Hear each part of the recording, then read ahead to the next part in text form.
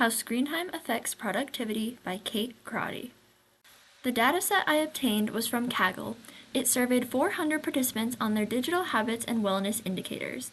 Variables such as sleep quality, productivity, mental wellness, and stress levels all had self-reported values. All of the quantitative variables such as hours or screen time were given in units of time.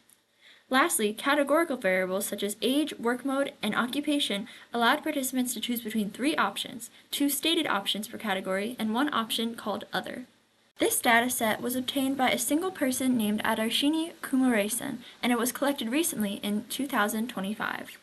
The data had a wide range of ages from 16 to 52 and was composed of 56% female participants, 43% male participants, and 1% who chose Other. The data included people at different stages in their lives, such as 52% of people being employed, 27% of people being students, and 22% being in the Other category. There was also a portion of the survey that asked if people worked hybrid or remote, which came out to be 38% of people working hybrid and 37% of people working remote. I selected this dataset because online work has become much more prevalent after COVID, so it is important to look at wellness and productivity with this increased use of screens. Before fitting any models, I first looked at histograms of each of the different variables. From these histograms, it appears that productivity, screen time hours, leisure screen time hours, and sleep hours seem to be roughly normally distributed. Some of the variables appear to show slight ceiling effects, such as work screen hours, stress level, mental wellness, and sleep quality. However, many of these variables are bounded by design, as they have certain scales that have upper and lower limits. Additionally, most of the data appeared to be linear, so I concluded that no transformations were required. Other variables such as age, social hours, and exercise minutes per week appeared to have a slight skew to the right, but this skew was minimal and most of the data appeared to be linear, so no transformations were required. I also looked at a matrix of scatter plots. The top row shows correlation between the response variable and some predictor variables. This matrix, as well as the histograms, was split into 2 so it could be viewed easily. This matrix shows some collinearity, such as screen time hours and leisure time hours, or stress levels and mental wellness, but these collinearities are assessed later on using VIFs. The goal of this scatterplot matrix and the histograms were to get a preliminary look at the data and how the variables interact with each other. First, I will discuss multiple methods I used to form the models. Later on, I will discuss the strengths and weaknesses of various models and which model I ended up choosing to be my final model. The first model I used was a forward automated stepwise model. For this model, the AIC started at 2,168. The first term that it showed to add was mental wellness, which then brought the AIC to 1,497. The next term after mental wellness was screen time hours, which brought the AIC to 1430. After this, exercise minutes per week was added, which brought the AIC to 1,414. After this, stress level was added, which brought the AIC to 1,404. After the addition of stress level, the AIC only changed by about 1 or 2. At this point, the last 2 variables could have been added or left out. For this preliminary model, I chose to add them in. The last 2 variables that were added were sleep quality, which changed the AIC by 2, and age, which changed it by 1. The final model for this forward automated stepwise model consisted of the variables mental wellness, screen time hours, exercise minutes per week, stress level, sleep quality, and age. Next, I went on to do a backwards automated stepwise model. For this model, the AIC started at 1,406. The first term that was to be removed was sleep hours, which then brought the AIC to 1,404. The second term to be removed was work screen hours, which brought the AIC to 1,402. The last term to be removed was social hours per week, which brought the AIC to 1,401. The final model for the backwards automated stepwise model was the same as for the forward automated stepwise model, consisting of the variables age, screen time hours, sleep quality, stress level, exercise minutes per week, and mental wellness. Next, I went on to do backwards elimination via VIF. Right away, there was a variable with aliasing issues. I looked into the issue and found that 2 of the variables were directly related to a third variable. I ended up removing the variable that caused multiple issues, which was leisure screen time hours, because it had a high p-value and was already expressed under another variable. This removal will also be seen in some of the later models. After this aliasing issue was resolved, I then went to look at the VIFs of all of the terms in the model. The starting model consisted of all of the terms aside from leisure hours, which was removed. Upon looking at the VIFs, it appeared that mental wellness had a very high VIF of almost 14. This term was then removed, and a model was refit with all of the terms aside from mental wellness and leisure hours.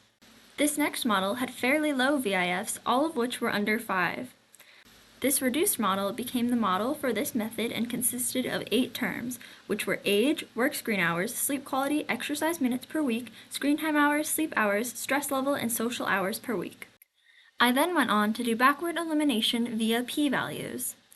First, I looked at a summary of all of the variables minus leisure hours to see what the p-values looked like. I found that there were 3 variables that had fairly high p-values, which were work screen hours, sleep hours, and social hours per week. Among these 3 variables, sleep hours had the highest p-value, so it was removed first and then the model was fit again. For the new model excluding sleep hours, work screen hours and social hours per week still appeared to have high p-values. Work screen hours had the highest p-value of the 2 and was removed next, and then the model was fit again. Upon fitting the model again, social hours still appeared to have a high p-value. It was then removed and the model was fit again. After the removal of those 3 variables, all of the p-values seemed to be adequate. The final model for this method consisted of age, screen time hours, sleep quality, stress level, exercise minutes per week, and mental wellness. This model was the same as the one from forward automated stepwise model and backwards automated stepwise model. I then went on to do best subset regression. For best subset regression, there were 3 graphs that indicated how many of the variables should be added to the model. The terms were then added in a specific order. Mental wellness came first as it had asterisks in all categories. Screen time hours came second as the asterisk started at level 2. Then came exercise minutes per week and stress level, and so on for the rest of them. For the BIC graph, it appears that models including 4, 5, or 6 predictors are best. For the CP graph, it appears that models including approximately 6 or 7 predictors are best, followed by ones including 4 or 5. For the ADJR2 graph, it appears that a model including 6 predictors is best, followed by ones including 5, 7, or 8 predictors. Overall, the 3 graphs supported models that had 4 predictors, 5 predictors, 6 predictors, or 7 predictors. The 4 predictor model had the terms screen time hours, stress level, exercise minutes per week, and mental wellness. The 5 predictor model had all of the same terms with the addition of sleep quality. The 6 predictor model then went on to add age, and the 7 predictor model then went on to add social hours per week. The 6 predictor model found from best subset regression was the same model found from forward stepwise automated regression, backward stepwise automated regression, and elimination by p-value. Now that we had all of our preliminary models, I then went on to create a few proposed models and then chose a final model. The first model I proposed was a 6 predictor model that was supported by forward stepwise automation, backward stepwise automation, elimination by p-value, and best subset regression. This model consisted of the predictors age, sleep quality, exercise minutes per week, screen time hours, stress level, and mental wellness. This model had a good R-squared value of 0.86, but when I went to test the VIFs, mental wellness had a VIF of around 13, which was too high. For the second predictor model, I took a slightly different route and tested the 4 predictor subset model from best subset regression, as many of the graphs had proposed that it was a good model. This model had an R-squared of 0.85, but when I went to test the VIFs, 2 of the values had high VIFs of 7 and 6. So I wanted to see if I could find a better model with lower VIFs but still a high R-squared.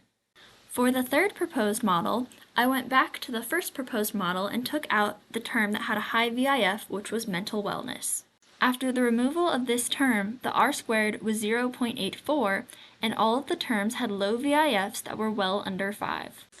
This third model was an excellent choice for the final model as the VIFs and R-squared looked good. However, I wanted to see if I could get a model with less terms in the model. For this last model, the R-squared was 0.83, and it consisted of 4 terms, which were screen time hours, stress level, sleep quality, and exercise minutes per week. Additionally, all of the VIF values appeared to be good and were well under 5. This model had the least amount of predictor variables, a good R-squared, and low VIFs. Additionally, all of the p-values for this model appeared to have extreme significance. Since all of those features looked good, the last thing to do was to test the assumptions for this model and verify that they looked adequate. The assumptions for this model looked excellent. The data appeared to be linear from the top left plot showing the residuals versus fitted. The data appeared to have good normality as shown in the top right plot of the Q versus Q residual. However, this dataset had a fairly high number of people, so normality was not too important anyways. Next, the data appeared to be homoscedastic as seen by the rectangular formation in the bottom left plot. Lastly, there appeared to be one point nearing the contour lines, but it had minimal leverage, so I deemed that it was unnecessary to remove it. After my final assessment, I decided that this fourth proposed model would be the final model. It met all of the criteria and had an R-squared value of 0.84, which made it a good predictor of productivity.